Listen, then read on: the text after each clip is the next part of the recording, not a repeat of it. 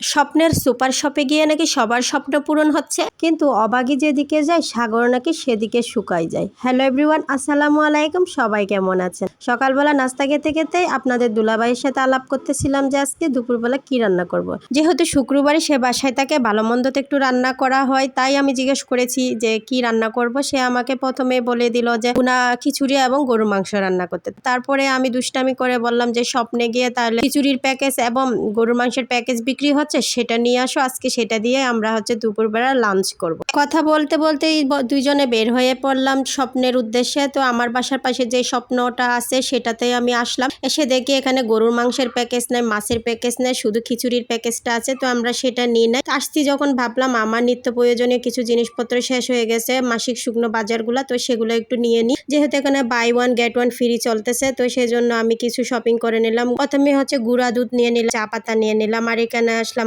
Rin powder নিতে। এরপরে বাচ্চাদের নুডলস শেষ হয়ে গেছে, পাস্তা শেষ হয়ে গেছে, বিস্কিট, চনাচুর, অনেক কিছুই শেষ হয়ে গেছে। তো আমি ভাবলাম সেগুলো একটু এখান থেকে নিয়ে নিই। আর মেয়ের জন্য একটা নিভিয়া সফট ক্রিম নিয়ে নিলাম, হিমালয় ফেস ওয়াশ নিয়ে নিছি। আগে আমি একজনের জন্য নেওয়া দরকার ছিল কসমেটিক, এখন আমার মেয়ে যেহেতু বড় হয়েছে, এখন দুজনের জন্য নিতে হয়। তো এই তো আমার যা যা প্রয়োজন আমি সবকিছু নিয়ে নিয়েছি এখান থেকে। তো নিয়ে এখন বাসায় চলে যাব। তো আমরা পেমেন্ট করে বাসায় চলে আসলাম। তো এসে আমি আবার আসার সময় বাসার নিচে দেখলাম একটা মাছওয়ালা মাছ বিক্রি করতেছে, কাটা মাছ আর রুইনলা মাছ। তো এই মাছগুলো অন্যান্য সময় 200 টাকা 250 টাকা করে বিক্রি করে, আজকে 150 টাকা করে সে আমাকে সব মাছই দিয়ে দিল। মাছগুলো অনেক তাজা ছিল, তাই আমি নিয়ে নিয়েছি। সাথে একটু বেগুন, মূলা, শাক সবজিও নিয়ে নিলাম। তারপরে বাসায় এসে এখন আমি কার্টুনটা খুলতেছি। এখন নাকি সরকার পলিথিন ব্যাগ বন্ধ করে দিয়েছে, তাই তারা কার্টুনে করে সবগুলো বাজার গুছিয়ে দিয়েছে। আর এদিকে আমি বাজার গুছাচ্ছিলাম আর আমার ছেলেরাও আমাকে হেল্প করতেছিল। ওরা দুজনে বাজারগুলো দেখে কে কোনটা খাবে, কার কোনটা পছন্দ, এগুলো নিয়ে কারাকারি শুরু করে দিয়েছে। তো যাই হোক, এখন আমি সব শুকনা বাজারগুলো একটু গুছিয়ে নিচ্ছি। এরপরে মাছ কাটবো, তারপরে রান্না বান্না করতে হবে দুপুরবেলার জন্য। বাচ্চাদের এই বিকেলবেলা এবং সকালবেলা নাস্তাগুলো থাকলে আমার একদম আর টেনশন লাগে না। সকালে কি দিব, বিকালে কি দিব বাচ্চাদেরকে, সেই টেনশনে থাকি আমি সবসময়। আমার মনে হয় সব মায়েরা এই টেনশনে থাকে। আর প্রতিদিন বাচ্চারা একই রকম নাস্তা একদমই খেতে চায় না। একদিন নুডলস দিলে, একদিন পাস্তা দিলে, একদিন বিস্কিট চানাচুর দিয়ে একটু দিলাম, একটু পাউরুটি দিলাম, একটু কেক দিলাম। এক একদিন এভাবে এক একভাবে দিলে বাচ্চারাও খুব সুন্দর খায় এবং আমারও ভালো লাগে। যাই হোক, এখন কাটাকুটিগুলো করে নিচ্ছিলাম। আর প্রথমে আমি রুইনলা মাছগুলো ফ্রিজে রেখে দিয়েছি, কারণ আজকে এত মাছ একসাথে কাটতে পারবো না। বাটা মাছগুলো কেটে নিয়েছি, আজকে দুপুরবেলা ফ্রাই করব। এবং চিংড়ি মাছ দিয়ে ফুলকপি, সিম এবং বেগুন, টমেটো দিয়ে, মূলা সব কিছু দিয়ে আমি একটু সবজি রান্না করব।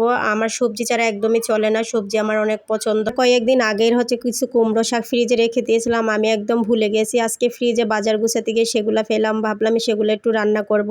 প্রথমে পেঁয়াজ মশলা ভালো করে কষিয়ে এনে চিংড়ি মাছ দিয়েছি, তারপর চিংড়ি মাছটা একটু কষিয়ে আমি সবজিগুলো দিয়ে দিলাম। সবজিটা যখন একটু কষানো হয়ে গেছে, তারপর আমি ঝোল দিয়ে দিলাম, টমেটো দিয়ে দিলাম, ধনেপাতা দিয়ে দিলাম। তো এই তো সবজিটা বসিয়ে দিয়ে এখানে শাকগুলো কেটে নিচ্ছি। পেঁয়াজ রসুন দিয়ে এভাবে কুমড়ো শাক ভাজি করলে আমার অনেক পছন্দ।